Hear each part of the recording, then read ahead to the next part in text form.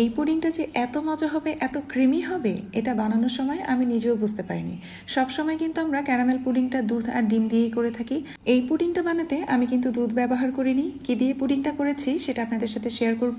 তার আগে আমি বলে দিচ্ছি, পুডিং বানানোর জন্য সর্বপ্রথম যে কাজটা করতে হবে তা হলো ক্যারামেল সেট করে নিতে হবে।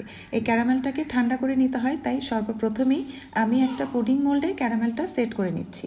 যেহেতু এই পুডিংটা বানাতে আমি দুধ ব্যবহার করছি না, তাই ক্যারামেলটাকে একটু গাঢ় করেছি, ফ্লেভারটা যেন স্ট্রং হয়। এখন একটা ব্লেন্ডার জারে আমি দিয়ে দিচ্ছি 5টা ডিম। একে একে আমি ডিমগুলো ভেঙে দিচ্ছি। এর সাথে আমি অ্যাড করে দিচ্ছি 1 টেবিল চামচ গুঁড়ো দুধ, দিয়ে দিচ্ছি স্বাদ মতো লবণ, দিয়ে দিচ্ছি 5টা ডিমের জন্য 5 টেবিল চামচ সমান করে চিনি। এখন যে উপকরণটা দিয়ে আমি পুডিংটা তৈরি করব সেটাও অ্যাড করে দিচ্ছি। আমি আজকে তৈরি করে দেখাচ্ছি ছানার পুডিং। এই জন্য আমি মেজারমেন্ট কাপের 3 কাপ ছানা নিয়েছি।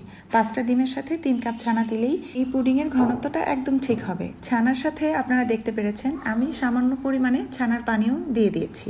এখন আমি এই সব উপকরণগুলো ব্লেন্ড করে নিব। 10 সেকেন্ড করে 3 বার ব্লেন্ড করলেই কিন্তু পুডিংয়ের মিশ্রণটা তৈরি হয়ে যাবে। মিশ্রণের ঘনত্বটা ঠিক আছে নাকি তা একটু দেখে নিচ্ছি। মিশ্রণটা পাতলা মনে হচ্ছে, তাই আরও 1 টেবিল চামচ গুঁড়ো দুধ আমি এতে অ্যাড করে দিলাম। এখন আরও 10 সেকেন্ড ব্লেন্ড করে নিব। মিশ্রণটি তৈরি হয়ে গেলে একটা পাশে রেখে আমি রাইস কুকারে একটু পানি দিয়ে 5 মিনিট রাইস কুকার প্রিহিট করে নিচ্ছি।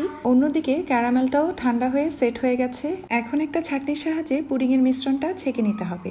এমন পাতলা কাপড়ের একটা ছাঁকনি দিয়েই এই মিশ্রণটা ছেঁকে নিতে হবে, তাতে করে পুডিংটা অনেক ক্রিমি হবে, অনেক মসৃণ হবে, কোনো ধরনের কোনো লাম্পস থাকবে না। যেহেতু এই মিশ্রণটা আমি ছানা দিয়ে তৈরি করেছি, তাই একটা চামচের সাহায্যে একটু নেড়ে চেড়ে ভালোভাবে এই মিশ্রণটা ছেঁকে নিতে হবে। মিশ্রণটা ছাঁকা হয়ে গেছে, দেখতেই পাচ্ছেন ছানার যে অতিরিক্ত অংশটা ছিল সেটা ছাঁকনিতেই রয়ে গেছে। এই ছেঁকে নেওয়ার কারণেই কিন্তু পুডিংটা অনেক বেশি ক্রিমি, অনেক বেশি সফট হবে। এখন আমি পুডিং মোলটা একটা ঢাকনা দিয়ে ঢেকে রাইস কুকারে বসিয়ে দিব। প্রিহিট করে রাখার কারণে রাইস কুকারের পানিটা কিন্তু একদম গরম হয়ে গেছে। এতে করে পুডিংটা কিন্তু খুব দ্রুত জমাট বেঁধে যাবে। পুডিং মোলটা রাইস কুকারে সেট করে দিয়ে আমি কুকিং মোডে দিয়ে দিয়েছি। ঠিক 15 মিনিট পরেই কিন্তু ওয়ার্ম মোডে চলে এসেছে। ওয়ার্মে আমি আরও 10 মিনিট রেস্টে রেখেছি। তারপরে আমি রাইস কুকার থেকে পুডিং মোলটা এখন বের করে নিচ্ছি। এই ক্ষেত্রে একটু সাবধানতা অবলম্বন করতে হবে। এই বাষ্পটা কিন্তু অনেক গরম থাকে, হাতে লাগলে হাত পুড়ে যাওয়ার সম্ভাবনা থাকে। পুডিংটা রাইস কুকার থেকে বের করে নিয়ে আমি 2 ঘন্টার জন্য নর্মাল টেম্পারেচারে রেখে দিব। আরও 2 ঘন্টা নর্মাল ফ্রিজে রেখে পুডিংটাকে সেট করে নিব। এখন আমি আপনাদেরকে পুডিংটা মোল্ড আউট করে দেখিয়ে দিচ্ছি।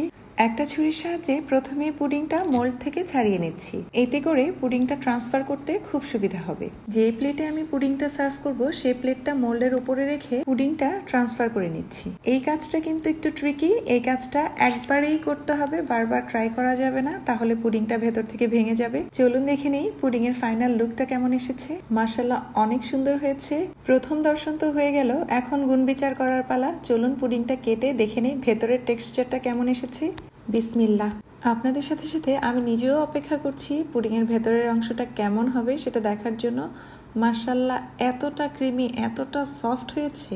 এটা যে ছানার পুডিং কেউ খেয়ে বুঝতেই পারবে না। আর খেতেও আলহামদুলিল্লাহ অনেক মজা হয়েছিল।